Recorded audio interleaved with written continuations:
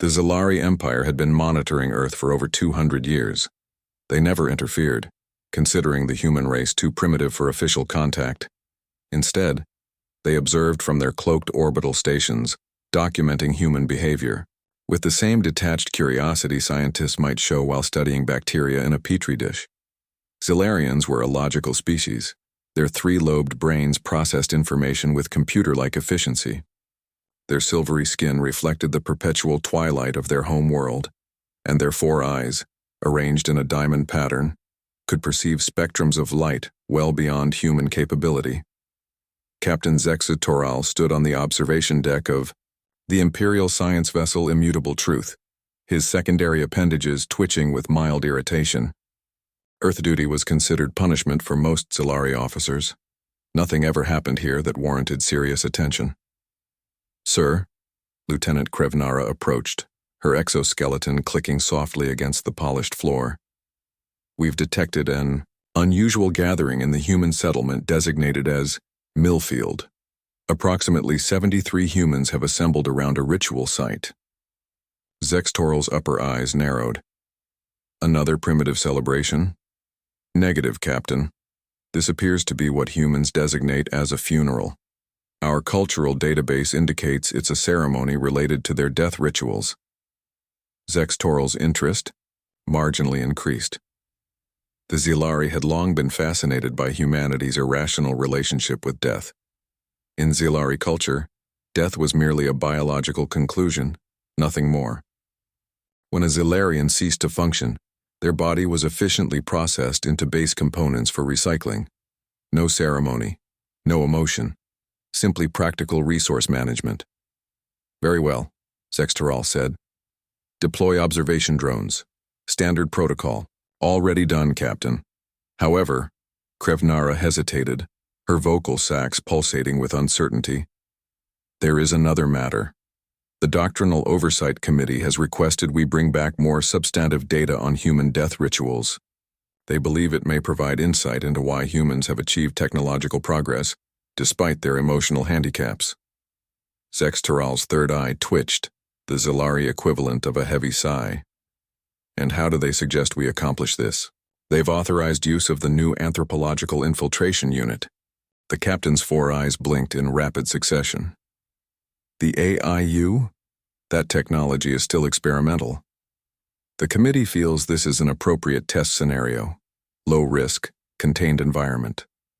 Xillari knew better than to argue with the Doctrinal Oversight Committee. Their word was absolute in the hierarchical structure of Xillari society. "Prepare the unit," he ordered. "But I want constant neural monitoring. At the first sign of malfunction, we extract immediately." Lieutenant Krevnara's mandibles clicked in acknowledgement as she turned to carry out the order. Neither of them could have predicted that this routine observation mission would ultimately shake the foundations of Xillari religion, philosophy, and their very understanding of existence itself. 3 hours later, in a small cemetery on the outskirts of Millfield, Jack Harper stood awkwardly at the edge of the gathering, tugging at the collar of his rented suit. He hadn't worn formal attire since his sister's wedding 4 years ago, and he'd forgotten how uncomfortable it was. The sun beat down mercilessly, making the black fabric absorb heat like a solar panel. He hadn't known Professor Edmund Wilson particularly well, just another tenant in his apartment building, but the old man had always been kind to him. When Jack's car wouldn't start, it was Edmund who helped jump the battery.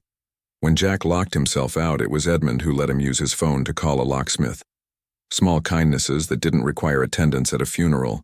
And yet here, Jack was sweating profusely and feeling increasingly out of place. Most of the mourners were older, colleagues from the university where Edmund had taught physics for over 40 years. Jack recognized a few neighbors but had never spoken to any of them. He was considering making a discreet exit when he noticed someone even more out of place than himself. Standing precisely 6 feet away from the nearest mourner was a tall, thin man in an immaculately pressed black suit. His posture was unnaturally erect, his pale face expressionless. Jack might have dismissed him as just another academic type, except for the way the stranger was observing everything with an intensity that bordered on scientific measurement. The man's head moved in small mechanical increments as if he were systematically cataloging every detail of the ceremony. As the minister began the service, Jack found his attention repeatedly drawn to the strange man. There was something undeniably off about him. His movements were too precise, his blinking too regular. When the wind blew, the stranger's hair moved in a solid piece as if it were a single unit. Ashes to ashes, dust to dust, the minister intoned, his voice carrying across the cemetery. We commit the body of Edmund Wilson to the ground, but we know that his soul has already ascended to heaven. At this statement, the strange man's head tilted exactly 45 degrees. He produced a small device from his pocket, so quickly that Jack almost missed it, and tapped something into it before returning it to his pocket with the same mechanical efficiency.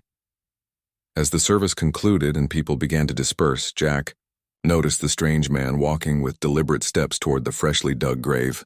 Most mourners were heading toward their cars or gathering in small groups to share memories of Edmund, but this man seemed focused solely on the grave itself. Curiosity overcame Jack's desire to leave. He casually made his way closer, pretending to study the neighboring headstones while keeping the stranger in his peripheral vision. The man stood motionless at the foot of the grave, staring down at the casket which had been lowered but not yet covered with earth. Then, with a movement so swift and fluid it seemed almost inhuman, he produced the small device again and aimed it at the casket. Jack had seen enough spy movies to recognize when someone was scanning or photographing something they shouldn't. Without thinking through the consequences, he approached the stranger. "Excuse me," Jack said. "Did you know Professor Wilson?" The man turned to face Jack with a movement so abrupt it was startling. Up close, his features were even stranger. Perfectly symmetrical, almost as if they had been designed rather than naturally formed. His skin had an odd reflective quality, like it had been polished. "I am conducting research on human death. Rituals," the man stated in a voice that was technically perfect English but devoid of any natural cadence or emotion. "This gathering provides optimal data collection opportunities." Jack blinked, taken aback by the bizarre response. That's not really appropriate at a funeral, you know. People are grieving." "Grief," the man repeated as if testing the word. "A complex emotional response to loss. Fascinating but inefficient." Before Jack could respond, the strange man suddenly froze, his eyes fixed on something behind Jack. Turning, Jack saw an elderly woman placing a single white rose on top of the casket. Her hands were gnarled with arthritis, and tears streamed down her deeply lined face. 63 years, she whispered to the casket. "I'll see you soon, my love." The strange man was making that tapping motion on his device again, but this time Jack noticed something truly bizarre. The man's fingertips seemed to merge with the device, as if the two were made of the same material. "What the hell?" Jack whispered. The stranger's head snapped toward Jack, all four of his eyes focusing with laser precision. "Wait. 4 eyes." Jack stumbled backward, his mind struggling to process what he was seeing. Where there had been 2 human eyes a moment before, there were now 4, arranged in a diamond pattern. The man's skin seemed to ripple, its texture shifting like mercury. "Observational protocol compromised," the being said, its voice now containing multiple tones layered upon one another. "Initiating emergency extraction." Before Jack could react, a blinding light enveloped the strange figure. When Jack's vision cleared seconds later, the man was gone, vanished as if he had never been there at all. The only evidence of his presence was a small indentation in the grass where he had stood. Jack looked around frantically, but none of the other mourners seemed to have noticed anything unusual. They continued their quiet conversations, oblivious to the impossible event that had just occurred. "I need a drink," Jack muttered to himself, backing away from the grave. A very, very strong drink. Little did Jack know that his chance encounter would trigger a chain of events that would forever alter not only his life, but the course of an entire alien civilization. Aboard the Immutable Truth, chaos had erupted on the observation deck. Alarms blared as technicians scrambled to stabilize the neural link with the AIU. The Anthropological Infiltration Unit, essentially a remotely controlled artificial body, designed to mimic human appearance and behavior, had experienced a critical malfunction. "What happened?" Captain Xillari demanded, his voice cutting through the cacophony of alerts. Chief Technician Vexmora looked up from her console, all four eyes wide with concern. "The AIU experienced a sensory overload, Captain. The neural interface began transmitting unprecedented data streams back to our systems." "Explain," Xillari ordered. The unit was observing what appeared to be the mate of the deceased human. Her emotional output registered at levels we've never recorded before. The empathic sensors in the AIU were overwhelmed, but that's not all. Vexmora hesitated. The unit also detected something our orbital scans missed. Something anomalous. Lieutenant Krevnara approached, her exoskeleton now displaying the red markings of emergency status. "Captain, we have another problem. During the extraction, the AIU was directly observed by a human subject. Facial recognition identifies him as Jack Harper, age 32, occupation, technical writer." Xillari's secondary appendages began twitching violently, a sign of extreme agitation. "Was the AIU in human form during observation?" "Negative, Captain. The biomimetic field had already begun to collapse. The human witnessed partial transformation. A heavy silence fell over the bridge, broken only by the continuing alarms. In 200 years of Earth observation, this represented the most severe protocol breach in Xillari history." "Recommendations?" Xillari asked, his voice unnaturally calm. "Standard procedure would be immediate memory erasure," Krevnara stated. "We send a drone team to locate the human and administer the neurocleansing protocol." "And the anomaly detected by the AIU?" Vexmora's voice lowered to a respectful tone reserved for matters of profound significance. "Captain, preliminary analysis suggests the AIU detected what humans refer to as a soul." Xillari's four eyes blinked in perfect synchronization. "That's impossible. Souls are mythological constructs. Humans use this concept to comfort themselves regarding mortality." "I understand, Captain, but the quantum resonance scanner in the AIU detected an energy pattern departing the deceased human's remains. The pattern does not match any known form of energy in our scientific registry. It appears to be some form of self-sustaining consciousness, independent of biological matter." For the first time in his distinguished career, Captain Xillari found himself at a loss for words. The implications were staggering. If humans possessed some form of energy that continued after death, something the Xillari had always dismissed as primitive superstition, then the foundational principles of Xillari philosophy were in question. The Xillari had built their entire civilization on the belief that consciousness was merely an emergent property of sufficient biological complexity. When a being died, that consciousness simply ceased to exist, like a computer being powered down. This belief informed everything from their pragmatic death practices to their focus on technological rather than spiritual advancement. "Verify this." "Data?" Xillari finally ordered. "Full spectrum analysis, and prepare a team to locate and memory cleanse the human witness." As the crew moved to carry out his orders, Captain Xillari gazed at the blue-green planet displayed on the main view screen. For the first time, he regarded Earth not with scientific detachment, but with something approaching existential dread. Meanwhile, Jack Harper sat in his apartment, a half-empty bottle of whiskey on the coffee table before him. He wasn't drunk, not yet, but he was working methodically toward that goal. His hands still shook slightly as he poured another finger of amber liquid into his glass. "4 eyes," he muttered to himself. The guy had 4 goddamn eyes. He had spent the past 2 hours alternating between convincing himself he had hallucinated the entire incident and frantically searching the internet for any reports of strange beings or unexplained disappearances in Millfield. So far, he had found nothing beyond the usual conspiracy theory websites claiming evidence of alien visitations. Jack took another sip of whiskey, wincing at the burn. He was not a man inclined toward belief in the supernatural or extraterrestrial. He wrote technical manuals for a living, translating complex systems into step-by-step guides that ordinary people could understand. His world was one of logic, clear instructions, and predictable outcomes. Or at least it had been, until approximately 3 hours ago. A soft knock at his door made him jump, sloshing whiskey onto his hand. Jack froze, staring at the door as if it might burst open at any moment. The knock came again, slightly louder this time. "Mr. Harper, it's Mrs. Abernathy from 3B. Do you have a moment?" Jack exhaled slowly.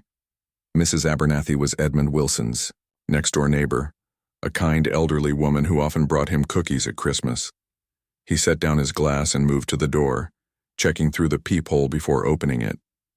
Mrs. Abernathy stood in the hallway, her silver hair neatly styled, wearing a black dress that she had presumably worn to the funeral earlier. "Hello, Mrs. Abernathy," Jack said, forcing a smile. "What can I do for you?" "I saw you at Edmund's funeral today," she said. "I didn't realize you knew him well." "I didn't, really. He was just kind to me. Seemed like the right thing to do, paying my respects." Mrs. Abernathy nodded. "Edmund would have appreciated that. He always spoke highly of you, you know. Said you reminded him of himself when he was younger." She hesitated, then held out a small package wrapped in brown paper. "This is for you. Edmund left it with me about a month ago. Said if anything happened to him, I should give it to you. I would have brought it sooner, but with all the funeral arrangements." Jack accepted the package with a mixture of surprise and unease. "He left something for me? We barely knew each other." "Edmund was a good judge of character," Mrs. Abernathy said with a small smile. "And he didn't have much family left. Mostly just colleagues who were more interested in his research than in him as a person." Jack weighed the package in his hand. It was heavier than it looked, roughly the size of a hardcover book. "Thank you for bringing this by," he said. Mrs. Abernathy patted his arm. "You take care, dear. Edmund always said there was more to this world than meets the eye." With that cryptic statement, she turned and walked back toward her apartment. Jack closed the door and returned to his couch, staring at the package. After a moment's hesitation, he began carefully unwrapping it. Inside was a leather-bound journal and a small wooden box. A handwritten note was paperclipped to the journal's cover. "Jack," the note read in Professor Wilson's precise handwriting. "If you're reading this, then I've moved on to whatever comes next. Over the past few years, I've observed things that defy conventional explanation. I believe we are not alone, and that visitors have been monitoring us for some time. The enclosed journal contains my observations and theories. The box contains proof. I entrust these to you because you possess something rare in this world, an open mind balanced by healthy skepticism. Do with this what you will. Edmund Wilson." Jack stared at the note for a long moment, his heart rate accelerating. Slowly he opened the journal and began to read. The first entry was dated 3 years earlier. March 15th. Observed unusual light pattern above Millfield Cemetery at approximately 2:30 a.m. Duration, 12 minutes. Pattern consistent with previous sightings. Spectral analysis attached. Jack flipped through the pages. The journal was filled with meticulous observations, calculations, and theories about extraterrestrial visitations. Professor Wilson had documented dozens of sightings, always with scientific precision rather than sensationalism.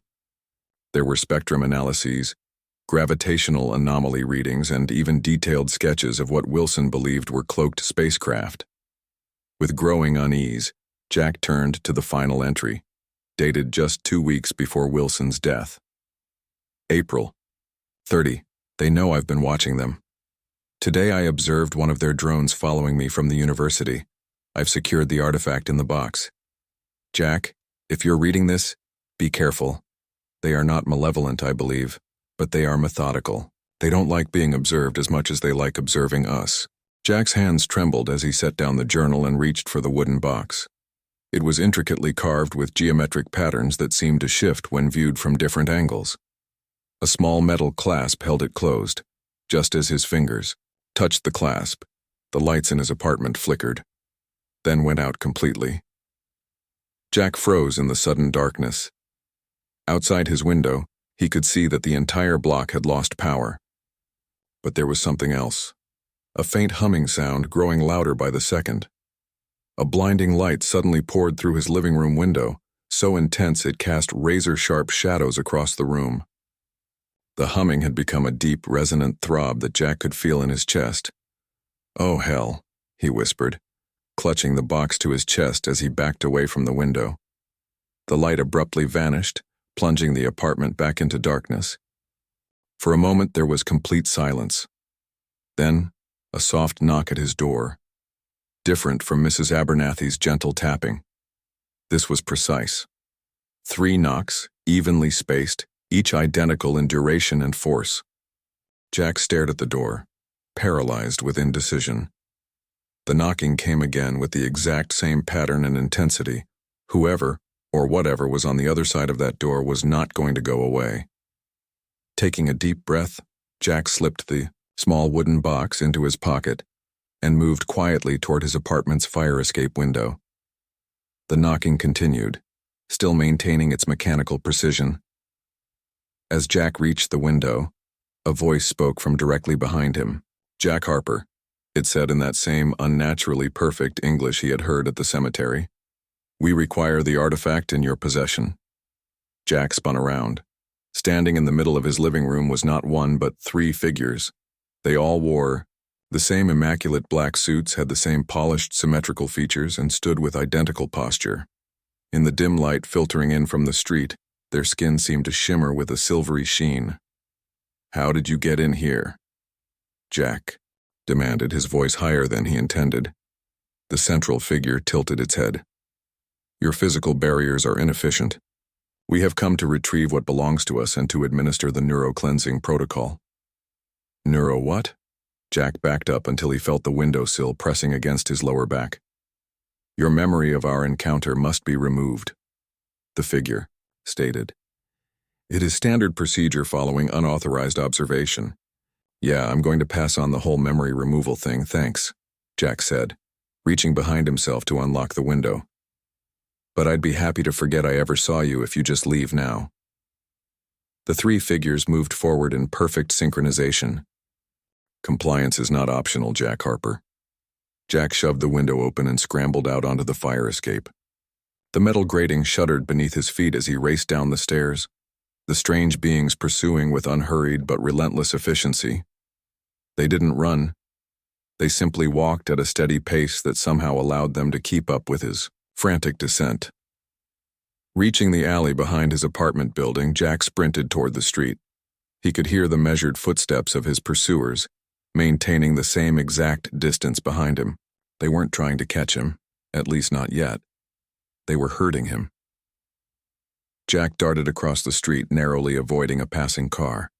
The driver honked angrily, but Jack ignored him, making for the small park that bordered the cemetery where Edmund Wilson had been buried just hours earlier. The park was deserted at this hour, the paths lit only by occasional lamps that cast pools of yellow light amid the darkness. Jack weaved between trees, his breath coming in ragged gasps. He risked a glance backward and saw the 3 figures, still following, their movements fluid and coordinated like a single organism with multiple bodies. Jack's foot caught on a root, sending him sprawling onto the damp grass. The wooden box tumbled from his pocket, landing a few feet away. Jack scrambled toward it, but a pale hand reached it first. Looking up, Jack found himself staring into 4 silvery eyes arranged in a diamond pattern. The being's human disguise had begun to fade, revealing glimpses of its true form. A tall, slender creature with silvery skin and multiple appendages. "The artifact belongs to us," the being stated, holding up the wooden box. "Its presence on this planet violates non-interference protocols." "What are you?" Jack gasped, backing away on his hands and knees. "We are Xillari," the being replied. "We have observed your species for 2 centuries. Today's malfunction was unprecedented." "Malfunction? You mean at the funeral?" The being's secondary appendages twitched slightly. "The anthropological infiltration unit experienced a critical error while observing human death rituals. It detected anomalous energy patterns inconsistent with established scientific principles." Jack slowly got to his feet, keeping his eyes on the 3 beings. They had arranged themselves in a triangle around him, effectively cutting off any escape route. You're talking about souls, Jack said, the realization dawning on him. Your, whatever it was, detected a soul leaving Professor Wilson's body. All three beings went completely still. Then the one holding the box spoke again. The concept you call soul is a primitive superstition. Consciousness is merely an emergent property of sufficient biological complexity. Then why are you here? Jack challenged. Why did your machine malfunction? What's in that box that's so important? The being opened the wooden box and removed a small, crystalline object that pulsed with an inner light. It was roughly the size of a ping-pong ball, but its surface seemed to twist in impossible directions, as if it existed in more dimensions than Jack could perceive. This is a quantum resonance recorder, the being explained.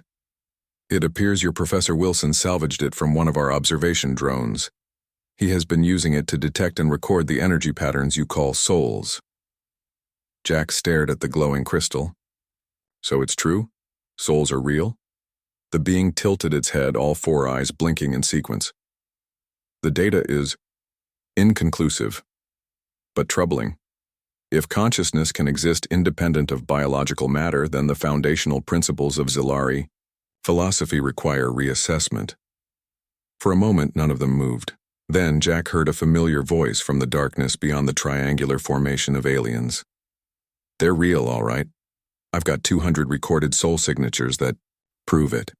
Professor Edmund Wilson stepped into the light of the nearest lamp, looking remarkably spry for a man who had been buried that afternoon. The Xillari spun in perfect unison to face this new threat.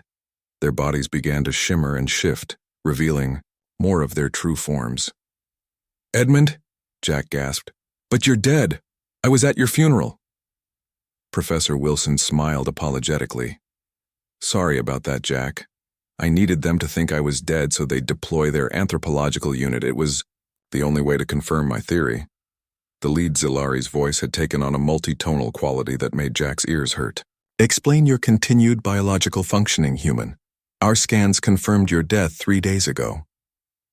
What you confirmed was the death of a very convincing medical dummy equipped with one of these. Edmund held up a crystal identical to the one the Xillari was holding. I've been recording soul energies for years, but I needed to confirm that what I was detecting wasn't just some quirk of the device. I needed you to detect it independently. That is not possible, the Xillari stated. The quantum resonance recorder cannot be operated by humans. Your neurological systems lack the necessary complexity. Edmund chuckled. You'd be surprised what humans can figure out with enough time and motivation. Your drone crashed near my home 5 years ago. I've had plenty of time to reverse engineer its components. The three Xillari beings conferred in a rapid series of clicks and whistles that hurt Jack's ears. Then the leader turned back to Edmund. Your deception has created a theological crisis among our people. The data transmitted by our anthropological unit has already reached the Doctrinal Oversight Committee. Questions are being asked that have no satisfactory answers within our philosophical framework. Edmund took a step forward, his eyes gleaming with the excitement of scientific discovery. Then perhaps it's time for our species to have a proper conversation. Your people have been watching us for centuries. Maybe it's time we shared what we know about consciousness, existence, and what happens after death. The Xillari seemed to consider this for a moment. Then without warning, all three of them turned toward Jack. The human Jack Harper has witnessed prohibited technology and entities. Neurocleansing protocol must be administered. Edmund moved to stand between Jack and the aliens. That's not necessary. Jack can help us. He's exactly the kind of intermediary we need, skeptical enough to ask the right questions, open-minded enough to accept the answers. The Xillari conferred again in their clicking language. Finally, the leader spoke. The situation is without precedent. We must consult with the Doctrinal Oversight Committee before proceeding. A blinding light suddenly engulfed the park. Jack shielded his eyes, and when he could see again, the three Xillari were gone. Only the quantum resonance recorder remained, pulsing gently on the grass where it had been dropped. Edmund picked it up and handed it to Jack. Hold on to this. They'll be back. Jack stared at the glowing crystal in his palm. "Professor Wilson, what the hell is going on? Why me?" The older man smiled. "Because you noticed what no one else did, that there was something off about our alien visitor at the funeral. Most people see what they expect to see. You saw what was actually there." He gestured toward the trees. "Come on. We don't have much time before they return with reinforcements. I need to show you something." As they walked through the darkened park, Edmund explained how he had first encountered the Xillari 5 years earlier, when one of their observation drones malfunctioned and crashed near his home. Instead of reporting it, he had taken it apart and studied it, eventually discovering the quantum resonance recorder. "At first I thought it was just some kind of advanced sensor," Edmund said. "But then I realized it was picking up energy patterns that appeared whenever someone died. Patterns that persisted and moved away from the body." "Souls," Jack said, still struggling to accept the concept. "Call them what you will. The important thing is that they exist independently of our physical bodies. The Xillari have built their entire civilization on the belief that consciousness is simply a function of biology. When you die, you cease to exist. Finding out they're wrong has profound implications for them." They had reached the cemetery. Edmund led Jack through the gates and toward a fresh grave, his own. "Okay, this is officially the weirdest day of my life," Jack muttered as they stood before Edmund Wilson's headstone. Edmund chuckled. "It's about to get weirder." He pointed to the grave. "What do you see?" Jack looked at the freshly turned earth. A grave?" "Your grave, specifically. Look closer." Jack knelt down and examined the dirt more carefully. At first he saw nothing unusual. Then he noticed a faint glow emanating from beneath the surface, a subtle luminescence that seemed to pulse with a gentle rhythm. "What is that?" he asked. "That," Edmund said with satisfaction, "is what the Xillari Anthropological Unit detected today. A concentrated collection of soul energy artificially contained. I've been gathering it for years, recording and studying it. Today, I released enough of it to trigger their sensors." Jack stood up slowly. "You've been collecting souls?" "Not exactly collecting them. More like temporarily detaining them for study. They naturally move on after a while. I just created a sort of way station for them to pass through. The energy you're seeing is the residual trace they leave behind." Jack shook his head in disbelief. "And the Xillari, they've never detected this before?" "They've never looked for it," Edmund explained. "Their entire scientific paradigm excludes the possibility of non-biological consciousness. It would be like asking a blind person to describe the color blue." A familiar humming sound began to fill the air. Edmund looked up at the night sky, where lights were beginning to appear. "They're coming back," he said. "And in greater numbers." Jack clutched the crystal tighter. "What do we do?" Edmund placed a hand on Jack's shoulder. "We tell them the truth, all of it, and then we offer to help them understand what they've discovered." Above them, the air seemed to ripple and distort as multiple Xillari vessels decloaked. Beams of light began to sweep the cemetery, searching. "Why would they listen to us?" Jack asked. "They've been studying Earth for centuries. They think we're primitive." Edmund smiled. "Because we have something they don't.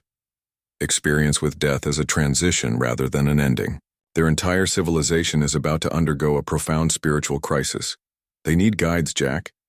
And like it or not, we've just volunteered for the job." The lights found them, fixing them in brilliant columns that made their skin tingle. Jack felt a strange weightlessness begin to take hold of him. "One more thing," Edmund said as they began to rise from the ground. "If they offer you any food, politely decline. Xillari cuisine is mostly comprised of sentient fungus." Before Jack could respond, the light intensified, and the cemetery vanished around them. Aboard the Immutable Truth, Captain Xillari faced the most significant crisis of his career. The ship's communication system was overwhelmed with transmissions from the Doctrinal Oversight Committee, demanding explanations for the data received from the Anthropological Infiltration Unit. Reports were coming in from other Xillari vessels stationed throughout the galaxy, all expressing confusion and requesting guidance. The humans have been transported to Interrogation Chamber 3, Lieutenant Krevnara reported. Initial scans confirm one is the supposedly deceased Edmund Wilson. How is that possible? Zextoral demanded. Our biomonitors confirm cessation of life functions. Unknown, Captain, but the implications are troubling. Zextoral's 4 eyes narrowed. Explain. If a human could deceive our advanced monitoring systems into detecting a false death, then our entire database of human observations may be compromised. We may know far less about them than we believed. The captain considered this. In the Yiki, 2 centuries since the Xillari had begun observing Earth, they had maintained a position of technological and intellectual superiority. The idea that humans might possess knowledge or capabilities beyond Xillari understanding was, until now, inconceivable. I will speak with them personally, Zexitoral decided. Prepare the universal translator for nuanced philosophical concepts. I suspect this conversation will require precision. The interrogation chamber was designed to put subjects at ease while still maintaining absolute security. It resembled a comfortable Earth living room with adjustable gravity and atmospheric conditions to match human preferences. Edmund Wilson sat in an armchair, looking remarkably calm for someone who had just been transported to an alien spacecraft. Jack Harper, by contrast, was pacing nervously, examining every detail of the room. When Captain Zexitoral entered, Jack stopped pacing and stared. Without his human disguise, the Xillari captain was an imposing figure, nearly 7 feet tall, with silvery skin that seemed to flow like liquid metal, and 4 large eyes that gleamed with intelligence. Professor Edmund Wilson. Jack Harper, Zextoral said, his translator rendering his complex vocalizations into perfect English. I am Captain Zextoral of the Imperial Science vessel Immutable Truth. You have created a situation of unprecedented complexity. Edmund nodded politely. Captain, thank you for the comfortable accommodations. I've been hoping for this meeting for a very long time. You have deliberately manipulated our observation protocols and compromised a scientific mission 2 centuries in duration, Zextoral stated. Explain your purpose.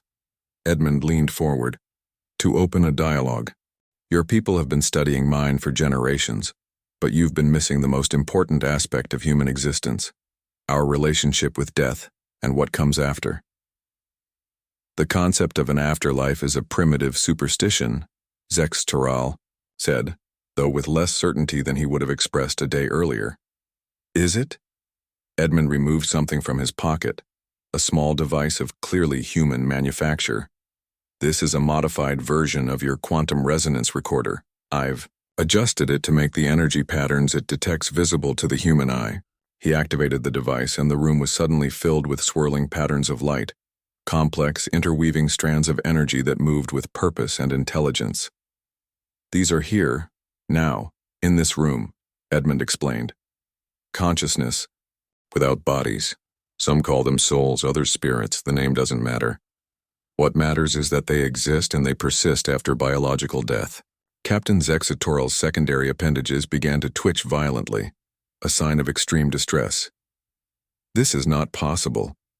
Consciousness is an emergent property of sufficient biological complexity. When the biological system ceases to function, consciousness must also cease.